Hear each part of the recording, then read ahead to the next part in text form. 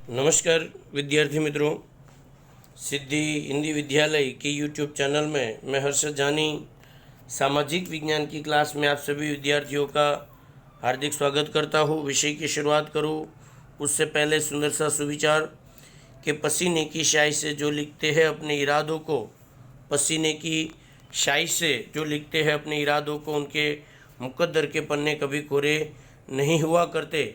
इसी सुंदर से सुविचार के साथ 1 मिनट के लिए माता सरस्वती को भी याद कर लेते हैं।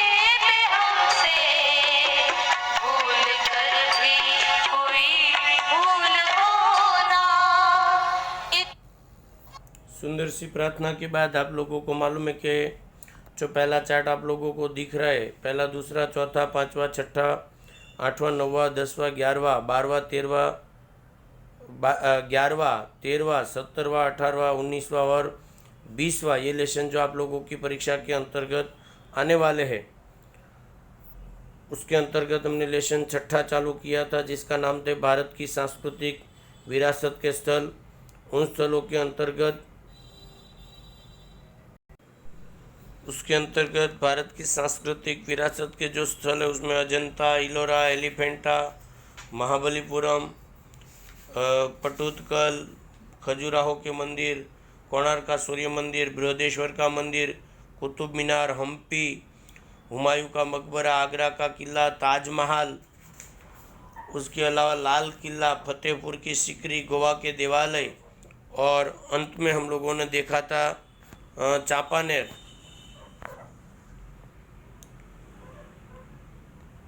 अब आगे का जो आप लोगों का टॉपिक है उस टॉपिक की अगर बात करूं तो गुजरात की सांस्कृतिक विरासत के स्थलों के बारे में हम लोगों को पेज नंबर 47 पर देखना है।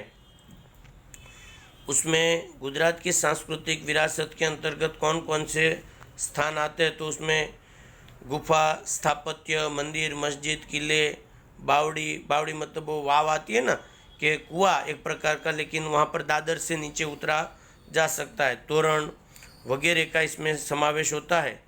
गुजरात के स्थापत्यों में पहला स्थापत्य लोथल और धोलावीरा की बात करूँ तो दो मुद्दे दोनों के बारे में बनेंगे कि धोलावीरा और लोथल दोनों सिंधु सभ्यता के नगर है, पहला मुद्दा हो गया।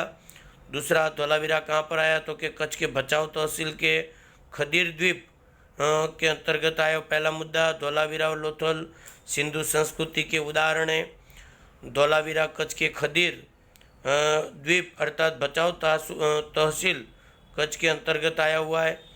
दूसरा, धोलावीरा किस लिए प्रसिद्ध है तो कि अपने आदर्श नगर रचना और हड़प्पीय संस्कृति के व्यापार और वाणिज्य का केंद्र के लिए प्रसिद्ध है और ये लगभग 5000 वर्ष पूर्व इस नगर में गहना बनाने के और मणके बनाने के उद्योग प्राप्त हुए थे, ऐसा माना जाता है। मतलब 3 एक मुद्दे धोलावीरा में बनेंगे।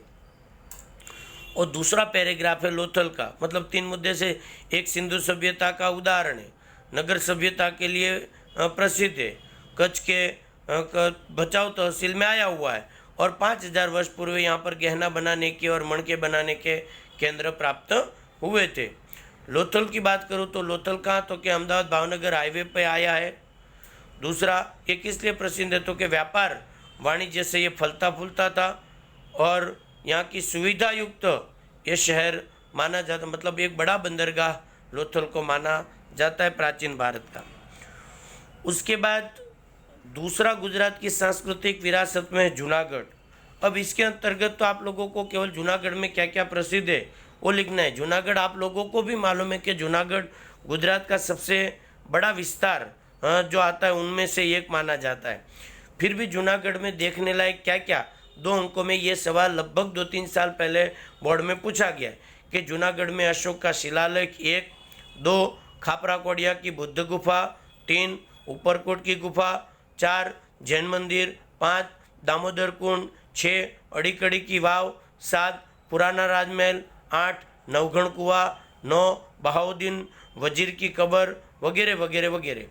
पुनः एक बार अशोक का शिलालेख, खापरा कोडिया की गुफा, ऊपरकोट की गुफा, जैन मंदिर, दामोदर कुंड, अड़ीकड़ी वाव, पुराना ताजमहल, पुराना राजमहल, नवघण का कुआ, बहाउद्दीन वजीर की कब्र वगैरह वगैरह वगैरह।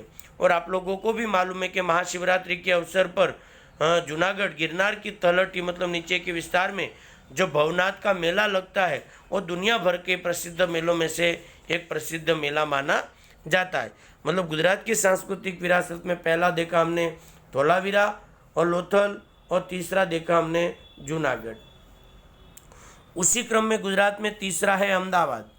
तो अहमदाबाद के अंदर भी आप लोगों को इसी प्रकार के मुद्दे लिखने रहेंगे कि अहमदाबाद की पहचान ऐतिहासिक नगर के रूप में है। क्या क्या देखने लायक है सर, तो कि अहमदाबाद में भद्र का किला, जामा मस्जिद, रानी सिपरी की मस्जिद, सरखेज का रोजा, काकरिया तालाब, झूलता मीनार, सीदी सैयद की जाली, हठी सिंह का जैन मंदिर, रानी रूपमती की मस्जिद वगैरह वगैरह वगैरह। आपको बता दूं ये भी 2 अंकों का सवाल पीछे स्वाध्याय में है कि अहमदाबाद में कौन कौन से सांस्कृतिक स्थान देखने लायक है। तो फिर से एक बार कि भाई अहमदाबाद में भद्र का किला, जामा मस्जिद, रानी सिपरी की मस्जिद, सरखेज का रोजा, काकरिया तालाब, झूलते मीनार, सीदी सैयद की जाली, हठी सिंह के जैन मंदिर, रानी रूपमती की मस्जिद वगैरह।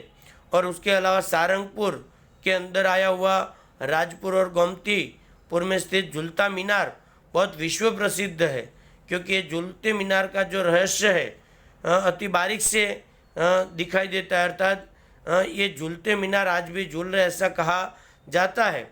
और उसके ऊपर जो वानस्पतिक रंग की जो भौमितिक रचना है उनके कारण सीदी सैयद की जाली भी विश्व प्रसिद्ध मानी जाती है। चौथा पाटण कहाँ पर आया, तो पहली लाइन में कि पाटण उत्तर गुजरात में आया हुआ है। पाटण में क्या क्या देखने लायक, तो कि सहस्त्रलिंग तालाब, रानी सती की वाव, सिद्धपुर में स्थित रुद्रमालय का मंदिर जो 26 किलोमीटर दूर सिद्धपुर रुद्रमालय अपने भग्न वेश मतलब 3 वस्तु, एक सहस्त्रलिंग तालाब, रानी सती की वाव और सिद्धपुर का महारुद्रालय का मंदिर। आपको बता दूं इसका निर्माण भीमदेव प्रथम ने किया था और भीमदेव प्रथम की रानी उदयमती ने प्रजा के कल्याण के लिए जो सुंदर रानी सती की वाव का निर्माण किया, राण की वाव के नाम से जिसको आप जानते हो, इसका निर्माण 1140 में मतलब इसका निर्माण उसकी पत्नी उदयमती ने किया था। मतलब पहला मुद्दा ये कहाँ पर आई कि भाई पाटण उत्तर गुजरात में आया। पाटण में क्या क्या देखने लायक, तो कि सहस्त्रलिंग तालाब, रानी सती की वाव, सिद्धपुर में स्थित रुद्रमालय का मंदिर जो आज भग्न अवशेष मतलब टूटी फूटी हालत। उसके बाद भीमदेव प्रथम की पत्नी उदयमती ने प्रजा के हित के लिए पानी की व्यवस्था के लिए जो बावड़ी बनाई उनका चित्र भी आपके सामने स्थित है। आज रानी सती की वाव से ये पहचानी जाती है। उसके बाद सहस्त्रलिंग तालाब जो 1140 में सिद्धराज जयसिंह ने बनवाया था। उसके अलावा क्या क्या देखने लायक है सर, तो अंतिम पैराग्राफ में जाओ, वडनगर का किला, शर्मिष्ठा तालाब और तोरण, पत्थर के 2 स्तंभों के कमान जैसी रचना, कीर्ति तोरण, वडनगर का कीर्ति तोरण भी विश्व प्रसिद्ध है। और मेश्વો नदी के किनारे स्थित शामला जी का जो मंदिर है वो भी गुजरात की श्रेष्ठ स्थापत्य कला के अंतर्गत आने वाला एक महत्वपूर्ण स्थान माना जाता है।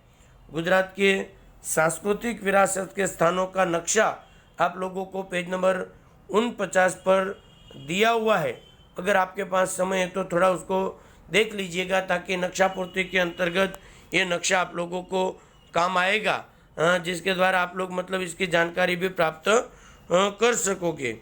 इस प्रकार क्षत्रपाल के दौरान, नीचे का पैराग्राफ 49 में देखो तो कि क्षत्रपाल के दौरान गुजरात में कई स्तूप विहार का निर्माण हुआ।